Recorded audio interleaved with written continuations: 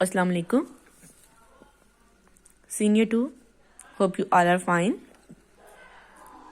Senior 2, in our previous lecture we have started our reading. हमने अपनी reading start की थी.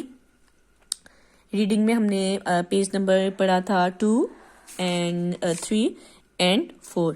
आज आप उनके क्वेश्चन आंसर्स जो उनसे हैं शॉर्ट क्वेश्चन आंसर उन पेजेस में से मार्क कर लें.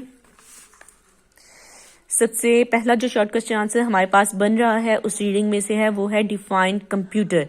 कंप्यूटर की definition: a computer is an electronic machine which process the raw data into meaningful information and also store output for later use. यहाँ तक हमारे पास कंप्यूटर की डेफिनेशन है. मतलब क्या है इसका कि कंप्यूटर क्या है, हमारे पास एक इलेक्ट्रॉनिक मशीन है. ऐसी मशीन है जो बिजली से चलती है और वो क्या करती है, जिसको हम रॉ डाटा कोई भी डाटा दे देते हैं इनपुट की फॉर्म में और वो हमें क्या करके दे देती है, उसको कन्वर्ट कर देती है आउटपुट की फॉर्म में, मीनिंगफुल इंफॉर्मेशन की फॉर्म में कन्वर्ट कर देती है. ठीक है, और इसको अपने कंप्यूटर अपने अंदर स्टोर भी कर लेता है इसको इंफॉर्मेशन को लेटर यूज बाद में यूज करने के लिए. फॉर एग्जाम्पल कंप्यूटर को हमने दे दिया है डाटा 2+2. अब कंप्यूटर क्या करेगा, इसके ऊपर प्रोसेसिंग करेगा यानी कि इसको ऐड करेगा और उसके बाद हमें आंसर दे देगा 4. तो ये 2+2 क्या हो जाएगा हमारे पास डाटा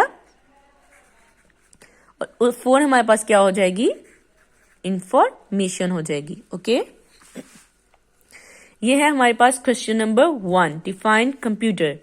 और next question is right the name of components of computer.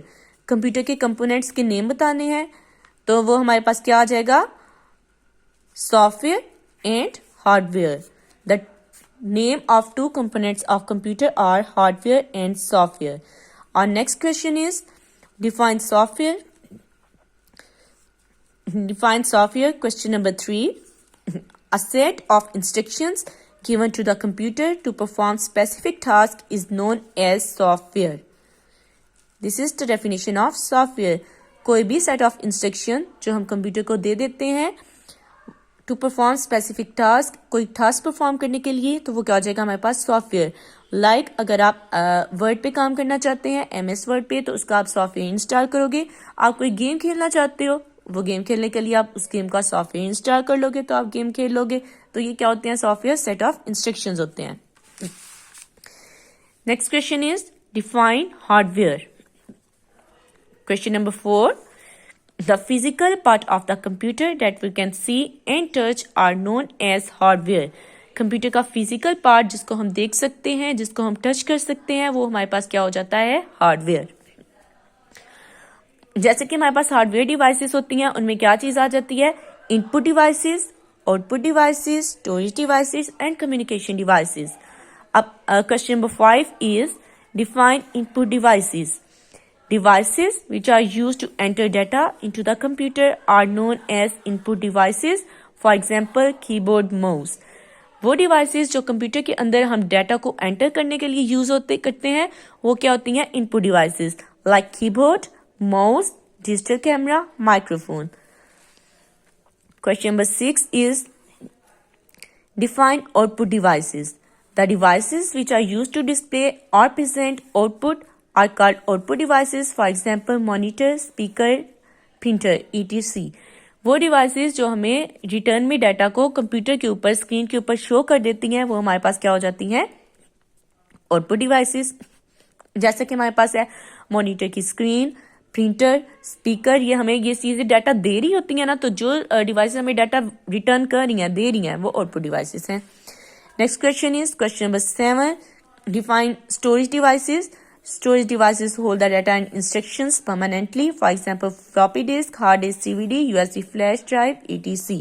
Storage devices कौन सी डिवाइस होती हैं जो डाटा को अपने अंदर स्टोर कर लेती हैं फॉर लेटर यूज, ताकि हम डाटा को बाद में भी यूज कर सकें.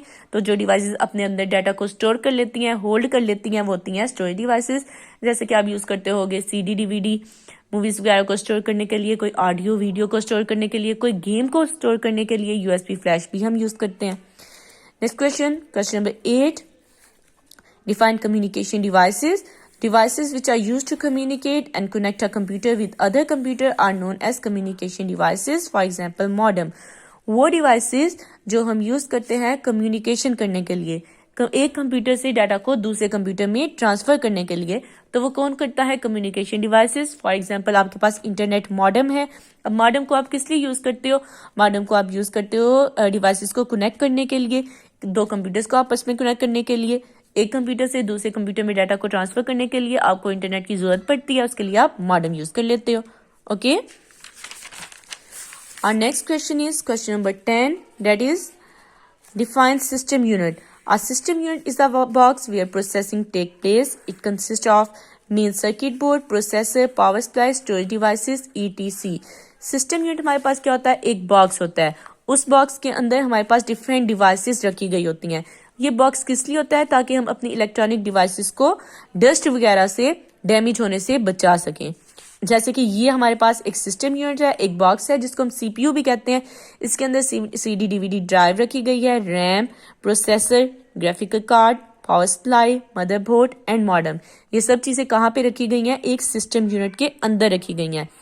जैसे कि हमारा एक घर है, हमारा घर क्या है? सिस्टम यूनिट है। इसके अंदर डिफरेंट रूम्स है, किचन है, वॉशरूम है, ये सब चीजें क्या है? ड्राइंग रूम है, ये सब चीजें क्या है? उसके अंदर रखी गई हैं। हमारे रूम्स को सेव करने के लिए क्या बनाया गया है? घर बनाया गया है। तो हमारा घर क्या हो गया? सिस्टम यूनिट हो गया। और जो रूम्स उसके अंदर है वो क्या हो गई? डिफरेंट डिवाइसेस हो गई। ठीक है, तो ये 10 क्वेश्चन आंसर्स मैंने आपको आज मार्क करवा दिए हैं। ये 10 क्वेश्चन आंसर्स आपका होमवर्क है सीनियर 2। आपने 10 क्वेश्चंस को क्या करना है? अपनी होमवर्क वाली कॉपी पे राइट डाउन कर लेना है और अच्छी तरह से याद भी कर लेना है। In case of any confusion you can ask from me on any time, okay, in the comment section. आप मुझसे पूछ सकते हैं कोई भी क्वेश्चन, मैं आपकी कंफ्यूजन को इंशाल्लाह दूर कर दूंगी। ओके, अल्लाह हाफिज, टेक केयर।